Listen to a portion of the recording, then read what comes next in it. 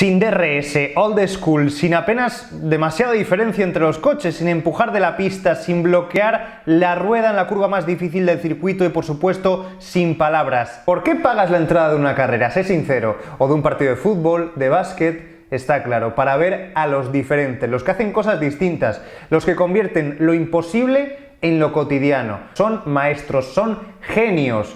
Fernando Alonso es uno de ellos.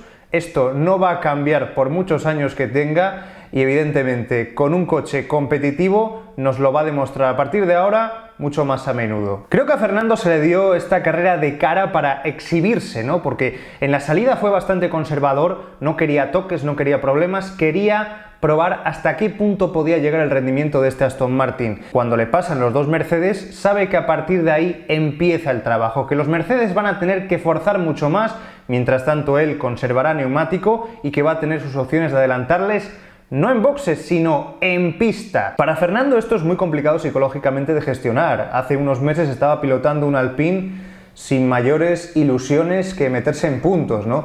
Y ahora de repente estás en un nuevo equipo con el cambio que supone el cambio a una estructura que él no conocía y en un coche totalmente diferente al que aún te tienes que adaptar, porque todavía estás en fase de pruebas, de desarrollo. Has tenido muy poco tiempo, una pretemporada cortísima para hacerte con el coche nuevo.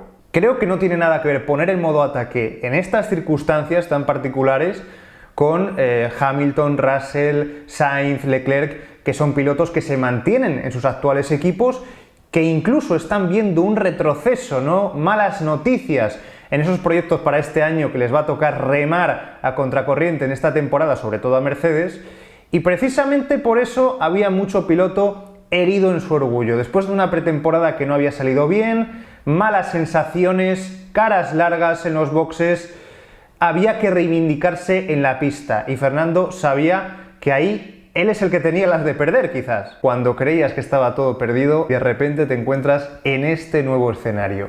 Estamos en la vuelta 12, Alonso contra Russell. No hemos cogido esta vuelta por casualidad, lo hemos hecho porque aquí van a pasar cosas interesantes en este duelo que ya pues de alguna forma nos puso los dientes largos porque sabíamos que venía lo bueno. Fijaos como por ejemplo en esta llegada a la famosa curvas 9-10 en la que hace ese adelantamiento magistral a Hamilton que hemos visto, mirad el volante, mirad cómo lo tiene girado hacia la izquierda. De alguna forma ya intuimos lo que pretende hacer, ya intuimos de qué va esto. No voy a decir que estaba ensayando el adelantamiento a Hamilton, pero sí que ya estaba probando esa trazada. Aquí todavía no tienes que girar con este ángulo el volante y sin embargo Fernando ya lo estaba haciendo. Se va pegando mucho, se lo va preparando para que camino de estas últimas curvas del circuito, la 14 y la 15, Fernando ya tenga evidentemente con DRS muchas más posibilidades.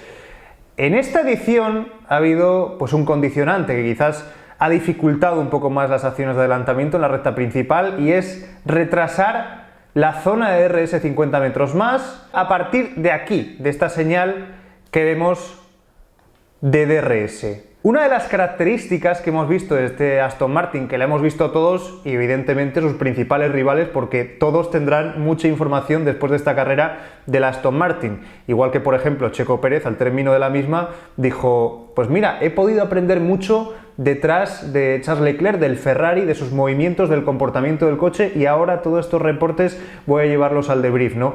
Es muy importante, estas luchas en pista, estas batallas reales, no las de la pretemporada, te permiten saber dónde estás en relación a otros, cuáles son tus puntos fuertes, cuáles son los puntos quizás un poquito más débiles de otros coches. Es evidente que el Aston Martin no tiene la velocidad punta entre sus mayores ventajas, ¿no? Por así decirlo, es un coche muy bueno en aceleración, en paso por curva sobre todo lenta, pero en recta le puede costar un poquito más, sobre todo respecto a unos Mercedes que habían quitado un poquito de ala y que iban bastante rápidos en recta, iban más descargados, pese a que luego lo iban a pagar evidentemente en la degradación, en las curvas, pero querían un coche competitivo, querían un coche canchero para ser al menos rápidos en recta y tener facilidades para adelantar. Fernando Alonso se acerca. Vemos cómo Russell está protegiendo ya el interior muy pronto. No quiere que Fernando le busque ese interior. Fernando se ha caracterizado siempre por ser un piloto que no te va a pelear el interior. Otros pilotos se obsesionan por conseguir ese interior imposible, aunque haya muy pocas posibilidades. Fernando no es ese tipo de piloto. Lo hemos visto muchas veces en múltiples adelantamientos. Yo que sé, ahora mismo se me viene a la cabeza Alonso Schumacher en China 2011, ¿no? Es un buen ejemplo. Tienes todo para adelantarle, un coche mucho más rápido y sin embargo el interior no te lo peleo nunca porque sé que a la salida de la curva, si tracciono mejor, te voy a adelantar siempre, o al menos voy a tener muchas posibilidades de hacerlo. Llegamos a esta curva, curva 1, vemos como Russell tiene la trazada mala, Fernando la buena, está acelerando mucho antes y a partir de aquí es que se come el coche, ¿no? Viene con muchísima más velocidad, le da todo el interior, ahora sí que no ha podido ya protegerlo y Russell permite que Fernando pase. ¿Pero qué ocurre aquí? Bueno, pues que vemos que Russell no da su brazo a torcer. Esto me recuerda mucho al año pasado en Montmeló, seguro que lo tenéis en la cabeza, ¿no?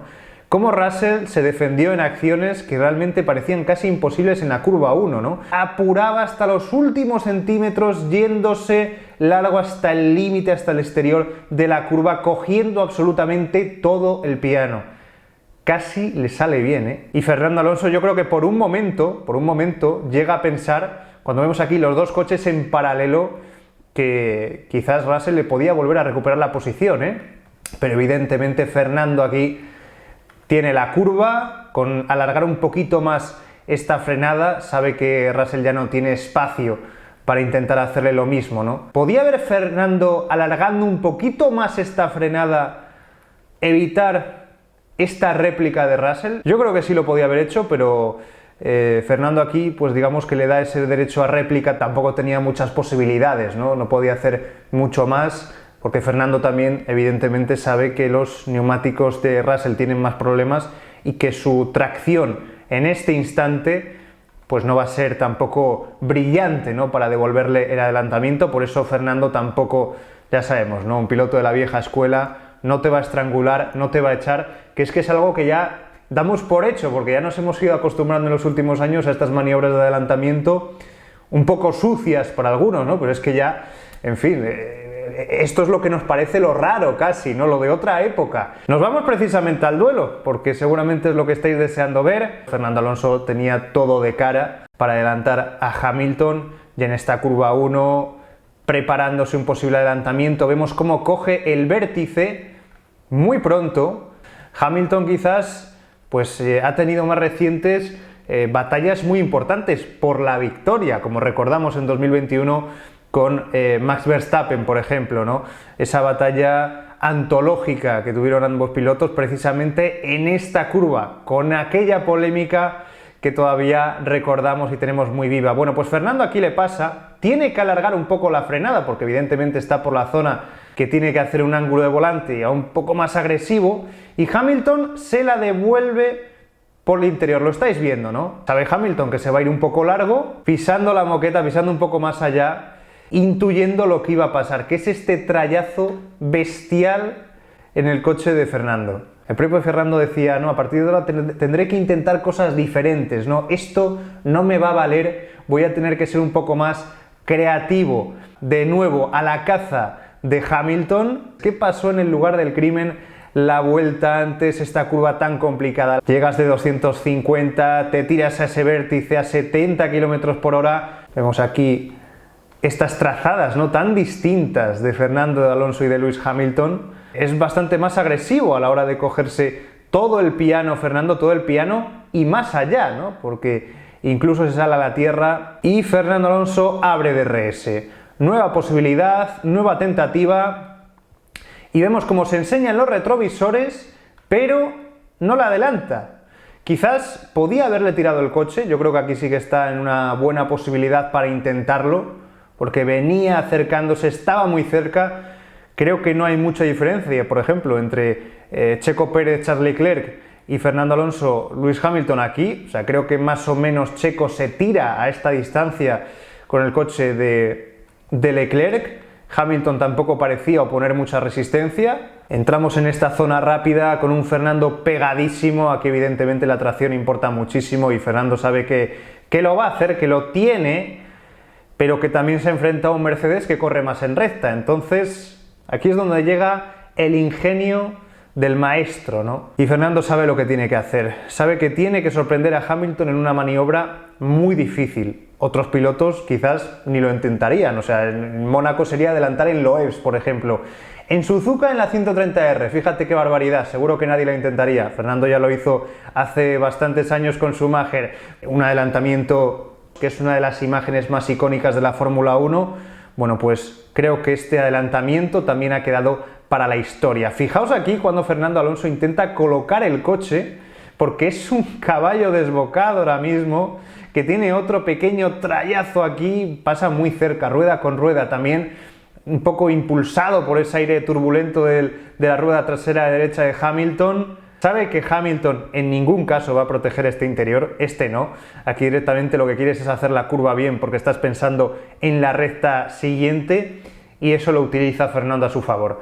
Lo utiliza colocando ya el coche en ese interior. Primero lo coloca, o sea, primero mueve el volante como hemos visto previamente en esa acción con Russell. Primero mueve el volante y después frena más tarde, frenas más tarde, rezas un Padre Nuestro y esperas que el piloto que está a tu lado te vea, al menos por los retrovisores, intuya, aunque sea de forma tardía, lo que pretendes hacer, y así lo hace Fernando Alonso, como decíamos al comienzo, ¿no? Sin pasarse de frenada, en una acción en la que no necesita DRS para pasar a Hamilton. Espectacular, sencillamente increíble, ¿no? Quizás esto es lo que diferencia a Fernando de otros pilotos, ¿no? Que cuando tienes un gran coche es muy fácil adelantar con DRS, adelantar con la superioridad de un monoplaza que es mejor. Lo fácil en este caso era esperar a la recta. Eso, insisto, como hemos dicho desde el principio, no es Fernando Alonso. Hemos visto batallas épicas de Fernando Alonso. 10 años después, con un coche competitivo, es complicado, es impactante, de repente verte de nuevo en las quinielas sorprende. Fernando Alonso puede demostrarnos muchas cosas más con este coche, lo sabemos perfectamente, cuando esté adaptado al 100% a este AMR23. Ahí será entonces cuando quizás Aston Martin pueda aspirar a consolidarse como el segundo mejor equipo de la parrilla. Y obviamente cuando Lance Stroll se suma a la causa pueda aportar y se ponga al día con un monoplaza que todavía tiene que conocer. Eso es lo increíble, que sin conocerlo prácticamente, con muchas horas de simulador, eso sí, pero sin haberlo prácticamente palpado en la pista, haya podido hacer tan buen papel. Eso demuestra que hay mucho de dónde sacar en este Aston Martin. Nunca sabemos lo que nos tiene deparado el futuro, pero Alonso le tenía preparada una segunda juventud para la que ahora se tiene que preparar. Hasta ahora, estos años, simplemente se dedicaba a disfrutar en la pista. Él lo decía, si es que me da igual luchar por un décimo que por un quinto, esto no es suficiente para mí, simplemente me dedico a bajarme la visera y entretenerme. A partir de ahora cambian los objetivos, más ambiciosos, modo killer, más a perder, y por eso creo que veremos un Fernando Alonso conservador, que se piense mucho las cosas antes de actuar y que evidentemente él sabe que tiene la sartén por el mango. Otros sufren más degradación, otros tienen más problemas, tienen que arriesgar más y están mucho más infelices que un equipo Aston Martin en el que en este 2023 solo existe el optimismo.